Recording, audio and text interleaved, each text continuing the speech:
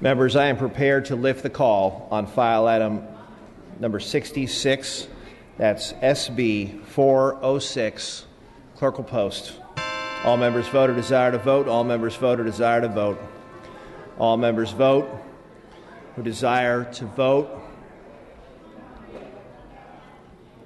All members vote who desire to vote.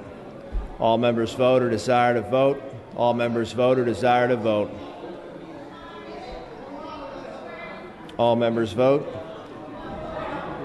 who desire to vote. All members vote who desire to vote. Members, maintain decorum on the floor. All members vote who desire to vote. Clerk will close the roll, tally the vote. Ayes 41, noes 29. Measure passes.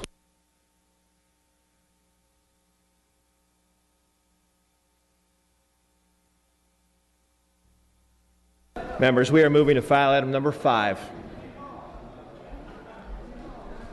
SB 350. Clerk will read. Senate Bill 350 by Senator De Leon and others, an act relating to energy. Madam Speaker, you may open. Thank you, Mr. Speaker and members. I'm happy to present SB 350, the Clean Energy and Pollution Reduction Act of 2015, on behalf of President Pro Tem Kevin De Leon. SB 350 represents landmark California climate change legislation that will ensure a cleaner, healthier environment for our children and our grandchildren. It extends California's historic renewable portfolio standard to 50% by 2030 and requires the doubling of our energy efficiency activities economy-wide in the state by 2030. It also continues our efforts to ensure that disadvantaged communities are a major focus of California's climate change programs and policies going forward. In addition, SB 350 requires the California Public Utilities Commission to adopt a process for investor-owned utilities, community choice aggregators, and energy service providers to file an integrated resource plan with the Public Utilities Commission so the state can better coordinate our many disparate energy programs, funding, and projects. The bill also moves us towards new energy frontiers by requiring the California Independent System Operator to prepare proposed governance modifications to facilitate its transformation into a regional organization, but only after legislative approval. So it would need to come back to us. There would need to be another piece of legislation. I represent a district that definitely feels the consequences of climate change. Rising sea levels will impact homes, businesses, infrastructure, our military, and our very economy. With SB 350, California is leading by example again. It sets the course not only for our state, but for the nation and, quite frankly, the world. SB 350 is supported by numerous entities, the state's major utilities, various environmental groups, a number of labor organizations, as well as clean energy companies. I want to thank the Pro Tem, the Governor, the members of this Assembly in particular, and the staff from the Senate, the Assembly, and the Governor's Office for all of their hard work on this groundbreaking legislation. I would ask for your aye vote. Thank you, Madam Speaker. I would ask the members, if you'd like to participate in the debate, please raise your microphones. Mr. Alejo, you are recognized. Thank you very much, Mr. Speaker. I also rise in support of SB 350 by our President Pro Tem because California deserves clean air, clean water, but we also deserve a sustainable energy path forward that considers the plight of disadvantaged communities.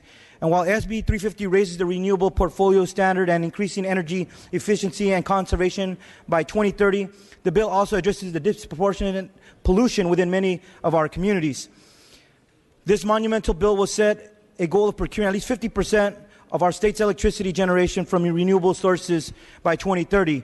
And with the gap of the haves and have-nots in the state keeps widening almost every day, the bill will enable the state to take full advantage of its vast array of resources, especially those in disadvantaged communities, to create thousands of good-paying and clean energy jobs. Consider, for example, the Panoche Valley Solar Project in San Benito County in my district. This is one of the poorest counties in the state, and its residents are almost 60% Latino. And for years, I fought to make this project a reality in my district. And once online, this solar project will generate enough electricity to power 70,000 homes, displace 350 million pounds of coal, and will create 1,000 direct and indirect jobs in one of the poorest communities in our state. The truth is, as a state, we have the resources to meet the goals outlined in this bill. All it requires is that we spread the wealth and diversify the mix and location of the resources we procure. It's really that simple. I respectfully ask for an aye vote on this very historic bill. Thank you, Mr. Alejo. Mr. Harper, you are recognized. Thank you very much, Mr. Speaker and members. The amendments to this bill do not address the most serious concern, the fact that this bill will become a driver of Californians into poverty. A report from the Manhattan Institute found that nearly 1 million Californians households spent more than 10% of their income pay for electricity and natural gas in 2012. This bill will increase the cost of living for residents who are already struggling to make ends meet. While folks in my district enjoy a cool ocean breeze, the reality is in the Central Valley, High Desert, Inland Empire, and other parts of the state where temperatures are high, people are already paying over $400 a month for electricity in the summer. These are also areas in the state with a higher unemployment rate. Let's not put more Californians into energy poverty by forcing them to spend even more of their paychecks just to keep the lights on. I urge a no vote on this bill. Mr. Bloom, you are recognized. Thank you, Mr. Speaker. And what of those who bear the brunt of climate change? What for those who bear the brunt of pollution? The poorest amongst us are those who bear the brunt. They're the ones for whom this is the worst, because poverty makes it difficult, if not impossible, to move to the coast, to be in those places where climate change maybe doesn't affect you as much. You know, we hear a lot about SB 350, that it's going to kill jobs and destroy the state's economy, but it's a fact that California's clean energy and climate policies have helped make our state the 7th largest economy in the world. It's a fact that the Advanced Energy Economic Institute states that California's clean energy policies have led to 40,000 businesses in the state, 432,000 jobs, 70,000 new jobs in the coming year alone. It's a fact that companies like Apple, KB Homes, Google, and others are making significant investments in the clean energy economy. And it's a fact that the Solar Foundation annual solar census states that our solar industry, our homegrown solar industry, employed nearly 55,000 people in 2014, with employment growth at 15.8% over 2013. We hear that renewable energy will drive up energy bills and hurt ratepayers. Also incorrect. We hear that SB 350 targets are too strict and too arbitrary. But the fact is that we can and will and must meet these targets in order to provide for a life for our children that's one that we can be proud of, that we leave them as a legacy. Members, I ask for your aye vote. Thank you, Mr. Bloom. Mr. Medina, you are recognized. Thank you, Mr. Speaker. There has been much discussion on SB 350. As with most things, one size does not fit all. This is definitely the case in my district with SB 350. I appreciate the author's attention and willingness to accept the most recent amendments. However, they still do not go far enough. It's not uncommon for a bill of this magnitude to have unintended consequences. Members, I intend to support this measure today, despite some reservations. I have a small public utility in my district. It will be negatively impacted by the unintended consequences of this bill. This is a public business which employs and provides utility services to a large number of constituents. Additionally, the majority of my constituents rely on their vehicle to commute to and from work and to transport their children. Oftentimes, a family shares one vehicle because two is a luxury many cannot afford. My concerns have everything to do with representing my constituents. This is an important issue that deserves thoughtful examination. I look forward to being a part of the discussion to work towards solutions to transportation gridlock and pollution. Thank you, Mr. Medina. Mr. Daly, you are recognized from your desk. Thank you, Mr. Speaker and members. I reluctantly have to stand in opposition to this bill. I laid off of this bill twice in committee, and I finally yesterday, an hour before our hearing, got to see some language. This bill does not address the number one black carbon polluter in the state, which is forest fire. Today, as we sit on this floor in Butte County, 64,000 acres are burning up. These forest fires emit more carbon than all the cars, trains, boats, you name it. If you drive it, it moves in the state of California in one fire. If you took all those out off the road for a year. Why are we not talking about the pollution, the carbon, the global warming? It's not in this bill. I'm a member of the Environmental Caucus, and I hear a lot of talk about the environment. If we truly want to fix the environment, we must address the watersheds and the meadows and the overgrown forest that we have created by putting out forest fires. Members, I ask that you vote against this bill, that we bring it back in a form where we actually address the environment. When you go home tonight, look up in the mountains and see the smoke. I live in one of the poorest districts in the state. It's a large district. People have to commute 50 miles for me to go to a pharmacy one way. This bill does not address climate change. Please, I urge you a no vote on this bill. Thank you, Mr. Daly. Ms. Grove, you are recognized. Thank you, Mr. Speaker. I rise in strong opposition to this bill. I listen to debate on this floor constantly, and you're always talking about the poor and impoverished and underserved communities. You don't think this bill is going to affect the poor, underserved, and impoverished communities? You and I, we might be able to afford a $50 increase in our utility bill, but what about the people just barely making ends meet in these poor, impoverished, underserved communities? Your utility rates are growing up. It's completely proven that these energy mandates have a record of raising energy cost. 1 million California households are currently living in what's called energy poverty. That's 10% of their monthly income goes to pay utility bills. According to the report of the Manhattan Institute, the brutal brunt of these policies are felt greatest by the poor in our state. You know, I know that everybody was enamored when Halle Berry and people like Leonardo DiCaprio came up and visited and talked to everybody. Well, you know what? Halle Berry can afford this policy. But people in my district that live in the east side of Bakersfield and in Lamont, in the southern part of Kern County, they can't afford these energy policies. And so what I would ask you to do is just please don't vote for this bill. Don't pass costs on to the poor in our communities and our state. And don't increase their fuel prices. Don't increase their utility prices. They have to make decisions every day on what to best spend their money on, and increasing their prices that they have to use to live on is just unacceptable, and we should take that into deep consideration. I urge a no vote. Mr. Wilk, you are recognized. Thank you, Mr. Speaker. I, too, rise in opposition to SB 350. And even if you're a rich person and ain't going to afford these policies, it's not going to make a difference. We're not the seventh, but we're the eighth largest economy in the world. We just got lowered. And the fact of the matter is we're the eighth largest economy in the world, and we produce less than 1% of all carbon emissions. How we're going to get out of this crisis is to innovate, not to regulate. For us to turn over all this authority to the California Air Resources Board and to abdicate our constitutional duty is a mistake. These policies make us uncompetitive worldwide.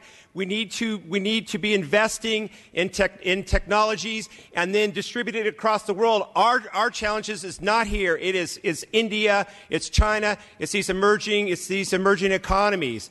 So we're all in this together. We need to work in this together, but we should not be punishing our citizens when it's the rest of the world that's causing this pollution. This is a bad bill. Let's defeat it tonight, and let's go back to the drawing board. Let's go through innovation, not regulation. Mr. Jones, you are recognized.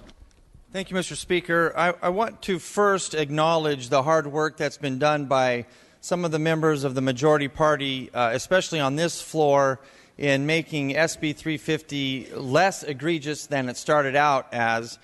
But one of the things I feel compelled to address are some of the comments that have been made by the governor and some of the other majority party leaders in support of SB 350. And, Mr. Speaker, if I may have permission to read a quote, please. Without objection. This is a quote from Governor Brown that has been backed up by several members in support of this bill. We look at the Middle East and see the desperate migrants trying to escape the hell of the Middle East wars and are now inundating Europe. We will get a foretaste of what climate change will mean, not just to Europe, but to California. And then a member of this floor doubled down on that statement and said that global warming will lead to an increase in the sex slave trade. Members, are you kidding me? These are the types of comments that we're going to make in support of policy in the state of California?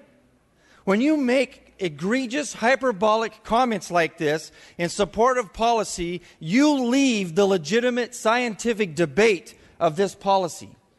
Whether you agree that climate change is a real thing or yet to be convinced that it is, you don't win the argument in favor with a religious furor of these types of comments. Permission to read again, Mr. Speaker. Without objection. This is from worldvision.org, a nonprofit, non-government agency that's raising private contributions to serve in Syria. Syria's conflict has devastated the nation. More than 240,000 people have been killed, including 12,000 children. 1 million more are wounded or permanently disabled. An upsurge in fighting has complicated aid efforts and driven some families deeper into despair. Refugees are fleeing to neighboring countries and increasingly to Europe. The resulting chaos in Hungary and a heart-wrenching photo from the coast of Turkey have caught the attention of the world in recent days. Here's some background. In the fourth year of war in Syria, more than half of the country's 20 million population has been forced to leave their homes. Many of them have moved multiple times since the conflict began in 2011. At least 7.6 million people are internally displaced within Syria, and more than 4 million have fled as refugees to neighboring countries. Global warming and Syria? This is an insult to the people of Syria that are in true despair. And to bring that up as an argument in support of SB 350 disgrades the honor of this floor, disgrades the honor of this House, and disgrades the honor of the legislature of California. Let's look at the real facts of SB 350. According to a study released by the Center for Energy Policy and the Environment at the Manhattan Institute, found that nearly 1 million California households are living in energy poverty. 1 million California homes are living in energy poverty, and almost all of us, all 80 assembly members, have some of those people living in our districts. Meaning that they spend more than 10% of their income to pay for electricity and natural gas. SB 350 will make California's energy poverty even worse, and it doesn't compare to Syria. I ask for a no vote. Ms. Garcia, you are recognized. Members, I rise in support of SB 350. I, like a lot of you, did not get everything I wanted or needed from my district in this bill. But I want to bring it back to the local, to my district. I have 6 freeways that choke my district. Almost every one of my constituents lives within a 2-mile radius of a freeway. I have the cancer corridor. The reality is that myself, I grew up there, I live there now. I think about the heart disease, I think about the lung cancer, I think about the asthma that myself and my families are being exposed to. I think about the recent studies that show that being exposed to these particular matters affect my white matter in my brain and what that does to my ability to learn and my kids in my district's ability to learn. The reality is that we've been living with this for too long. And has our policy in the past been perfect for our disadvantaged communities? No. That doesn't mean we abandon this. For us to reach our new targets, we cannot leave communities like mine behind. When I have what we call the cancer corridor, nestling both districts, both sides of my district, I can't wait any longer. The reality is that we are in despair, and we've been waiting for a long time for cleaner air, for better quality lifestyle there. The cost in the short term does not compare to the cost in the long term. I do not want to have to live with heart disease like most of my neighbors when I grow up and I get older, and I'm part of that white tsunami. I do not want to live with any sort of asthma. I don't want to live with the potential cancer risk. This bill is an opportunity to start to do it right for members of my district. Members of my district who have the highest unemployment in the county of LA. Members in my district who are struggling every day to pay their utilities, who are having to make the choice between paying for their medicine and paying for their utilities. But you know what? If we were not exposed to all these toxins, if we did not have the higher medical issues, we would not have those struggles. I would not be paying for either medicine or my bills. This is a reality in present day. It's not about global change. It's about justice, justice for our communities, justice for my community that for too long has been dealing with all of these toxins in the background. And I do not want to hear anymore about these kids who are being affected by these toxins. If education is our social mobility and our ability to move up, we need to start removing these barriers that are going to keep limiting our kids' abilities to learn and focus at school, or our ability to live a healthy lifestyle. I've seen too many people, including my own parents that I live with now on a regular basis, and their health issues, who are affected for this. It's time we stop this. It's a beginning. The luxury that we get to have, a lot of us here, is that this is the beginning, and we could work with the ARB and with everyone else to make sure we start to do it better for the next generation. I respectfully ask for an aye vote. Ms. Waldron, you are recognized. Thank you, Mr. Speaker. I rise in opposition to SB 350. I've watched it go through the process. Thank God it took out the petroleum out of it, because that would have been pretty much in my district, moving a lot of people out of state to other states where they would have jobs and prosper. This, as was said, significantly raises the cost of electricity on our constituents. Inland districts, especially like mine and many others, are going to suffer even more. We've had heat all summer long without any relief, and the skyrocketing rates are just going to get higher for them. It places California businesses at even greater disadvantage competitively against their counterparts in other states here in the West. And once again, we're hitting our businesses.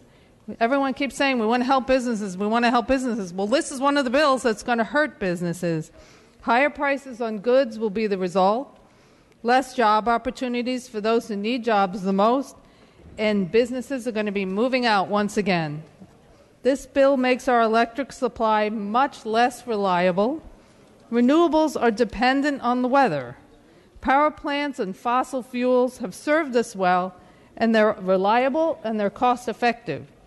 Why does this state always do everything it can do to hurt business and get people upset? We've received numerous letters from our constituents, all opposed. And, I could go on and on about this bill, but we need to stop regulating. We need more free market. We need the free market to do it instead of forcing it through government regulation. I urge a no vote. Ms. Gonzalez, you are recognized. Thank you. I rise in support of 350, and I want to say, as the member who represents the poorest district in San Diego County, the poorest district that is actually a coastal community, we realize every single day what climate change is doing to our children. We have the highest rates of asthma. We have every day during these times schools being shut down because it's just too hot. These schools once were recognized for the fact that they're on the coast. They shouldn't need air conditioning. But as our temperatures continue to rise, our children cannot learn. We are disproportionately affected. Poor people, poor parents are disproportionately affected by what is happening in our communities. So I do not want to sit here and discuss what's happening in Syria or what's happening hypothetically in some poor community that somebody doesn't represent. I want to talk about what represents in my community, a truly working class community that is affected every day by the fact that our temperatures are rising, that global climate change is real, and that California has the opportunity to lead in this and not lead alone. We are so lucky to have some utilities who actually have opened up the ideas and have provided resources so that our working class communities are buffered from the rising utility costs. They continue to support this bill. I'm excited to support this bill, but for anyone to stand up and saying they're opposing it on behalf of working Californians, I suggest that you're not really representing your working families and poor communities. I respectfully ask for an aye vote. Mr. Thurman, you are recognized. Thank you, Mr. Speaker and members. I rise in support of SB 350. Tonight, I've heard colleagues talk about climate change and about science and questioning the science. You don't have to be a rocket scientist to understand that there's less snowpack. You don't have to be a rocket scientist to understand that we're dealing with the drought. I've heard colleagues talk about poverty and to say that energy costs being driven up are going to hurt poor people. I think about my own district. In my district, I represent some of the poorest folks in our state. In my district, there was a study done on cities in my district that said children born in those cities will have their lifetime cut down by 14 years, in large part because of many of the environmental challenges that they face every single day. Well, don't the people who've been impacted by these environmental hazards, poor folks who've been impacted by these environmental injustices, deserve the right to also have the benefit of moving towards more renewables? Don't they deserve to have that benefit as well? If we're going to advocate for them because of their status as being low-income citizens, why shouldn't we advocate and fight for them to enjoy the benefits that this bill purports to bring? Why shouldn't we call out the high-paying jobs that will be created in association with the goals established in this bill? I've heard many colleagues tonight talk about what's not in this bill, and they're not going to support it. But yet, they didn't speak to the goals of this bill. I heard many people say, well, it doesn't go far enough, or it doesn't do this, or it doesn't do that. Why didn't you focus on this? But they don't talk about the goals. The goals established in this bill say that we do have a challenge in our state, in our country, and in our nation. The goals of this bill say that California always has been and should continue to be a leader, and that includes on the climate front. What we do in California has an impact on the rest of our country and on the rest of the world, and certainly on the children of our communities, and I strongly urge your support for SB 350. Thank you, Mr. Thurman. All debate. Sorry, Ms. Brown. Thank you, members. Ms. Brown, you have the floor. Thank you, Mr. Speaker. I listened to so much of the debate on the floor, and I thought maybe I should at least stand up and talk about the work that has gone into this bill.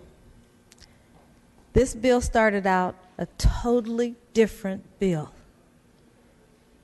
There were all kinds of things surrounding it, but there was no real focus on what we could do. Well-intentioned people worked on this bill.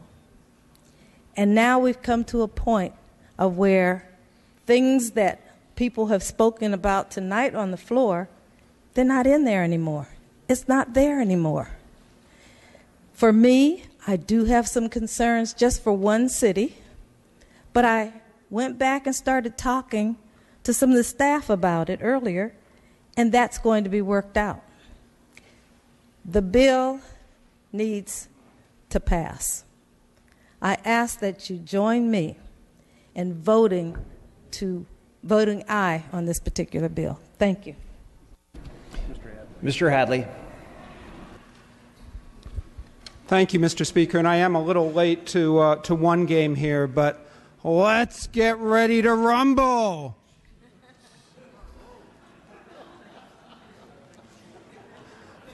Mr.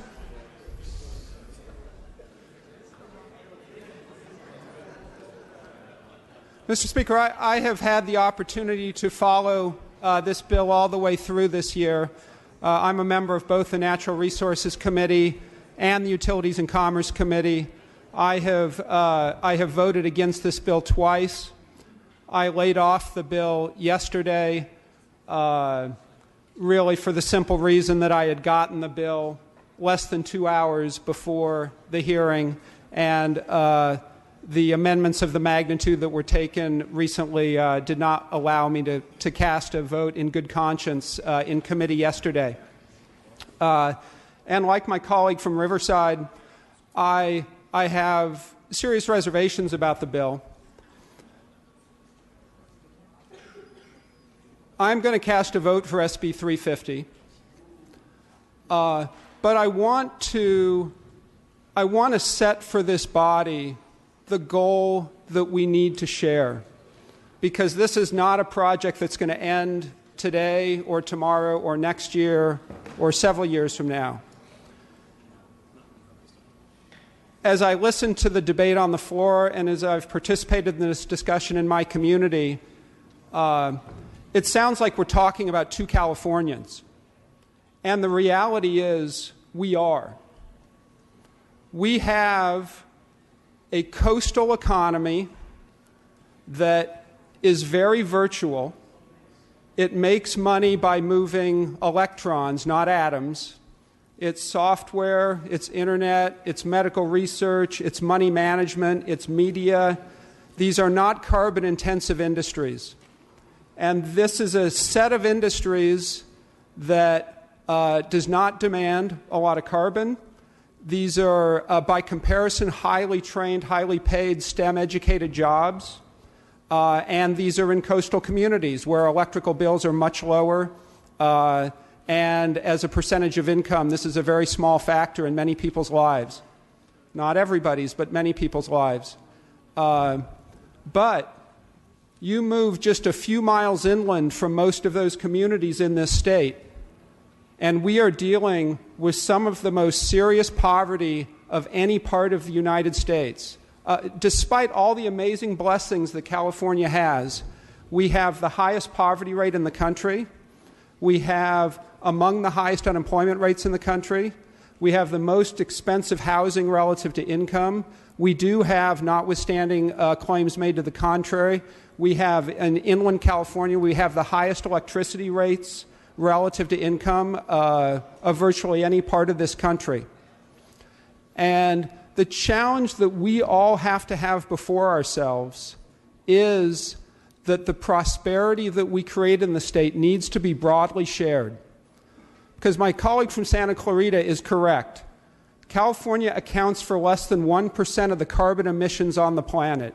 We will not move the needle by returning our standard of living to the Stone Age, and we will not move the needle if we burn fossil fuels like China and India. The way that we make a difference in the world as it relates to carbon emissions is we prove that we can both lead the world forward in energy efficiency and in prosperity. And an approach that results in whole industries and whole regions of this state being mired in poverty and bankrupted is not an approach that the rest of the world will follow. So I vote for SB 350 today with reservations. I want to be part of the conversation about making sure that our energy policy, our carbon policy, is a policy that's built on a foundation of broadly shared prosperity. Thank you. All debate having ceased, Madam Speaker, you may close. Thank you very much, Mr. Speaker. And to my colleagues, I want to thank you for the lively discussion, and I guess we can rumble a little later, Mr. Hadley. Listening to the comments, there a couple of things come to mind. One, I want to thank my colleague from Santa Monica for pointing out the jobs creation. And in fact, I think the goals in this legislation really are what's driving innovation. And it's forcing us to move in a direction that creates new technologies, new types of jobs. And you heard the numbers. That's real, and that's real for the people in our state. These are creating jobs in California.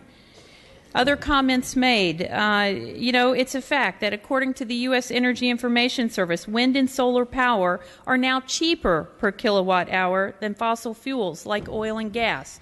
So when you talk about becoming more efficient, using less energy, that's going to drive costs down. You're using less energy. That's going to be a benefit to our constituents. And I can't help but agree with my colleague from San Diego when she talks about living in a coastal community and realizing I don't have air conditioning in my house. I live in a coastal area. We have ceiling fans. The last several years, that has not been enough in San Diego, one of the nicest places to live where you get the cross breeze and everything is nice. Air conditioning is not something we typically have needed.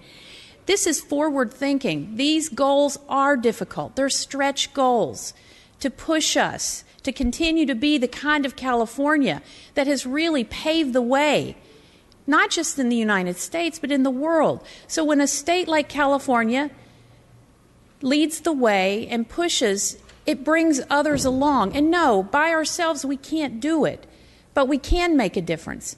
And we can remind people that this is one of the most significant issues facing our kids and our grandkids. When you have the United States military concerned about climate change as a national security issue, I can match Syria. This is an issue that is going to impact us in ways that we can't fathom. And it's going to impact our service members who are having to respond to national disasters all across this globe, more and more and more. When you have the Pope issue an encyclical to talk about what it is doing in third world countries, and that the people who are going to pay the most by their very lives are poor people and people of color and disadvantaged communities. That's big stuff.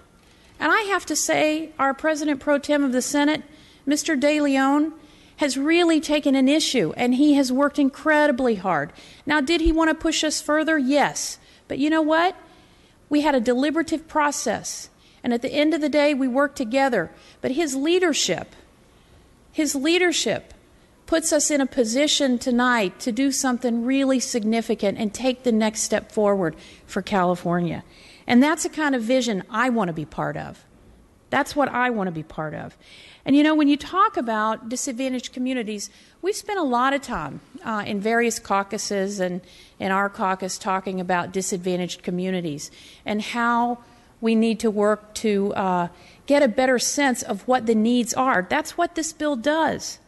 The integrated resource planning is all about ensuring transparency and reporting so that we can collect the data to support a plan that looks at what communities need and where they are. It's going to give us an understanding of where we are, what our needs are, so that if we want to focus resources that we're generating, we can focus them correctly into those communities that need them the most. We've got lots of work still to do. We have the Enviro screen that helps us, and it needs a little work. We still need to tweak it a bit, and we need to continue to modify and to change and to improve on what we've put into place so that we can actually look at our communities throughout the state, from the Central Valley to the north to the south, rural and urban. We need to be able to identify those communities, like the community I represent at the border with Mexico, and how there are huge issues there because of the traffic going back and forth and the goods movement. We need to look at Central Valley. We need to look at areas coming out of our ports. We need to look at all of these things, but we need to be able to have the data, and we need it to be integrated. We need to remove the silos from all of our regulatory agencies so that they are working together, that they're sharing information, that they're getting rid of redundancies. I know that sounds really dull and boring at 9 o'clock, but this is the hard work. These are the details. These are the details that give us the information we need to really move California forward and to take care of our communities, to make our communities healthier. A community in my colleague from San Diego's district has one of the highest rates of asthma in the country. That's a disadvantaged community right there on the coast that we need to be paying attention to. And we need the data and we need the resources to be able to do it. That's what this bill does. Look, I know it's been a long discussion, but you know, that's what we're here to do. That's what we're here to do. And this dialogue and this discussion has made this better. These goals are critically important. How we collect the information and what we do with it, we're going to convince other states that they need to join us, that they need to be part of this incredible forward-thinking, forward-moving vision that ultimately will take care of our globe and our universe and our kids. So I am proud to be here after all of the discussion and the difficult days we've had to support the vision of our governor, to support the vision and the hard work of our President Pro Tem. And I am proud of this body and the work that we have done to get where we are tonight on SB 350. This is, make no doubt, landmark legislation for California. We will continue to lead the way. Please join me in supporting SB 350. Thank you, Madam Speaker. With that, the clerk will open the roll. All members vote who desire to vote. All members vote who desire to vote. All members vote who desire to vote.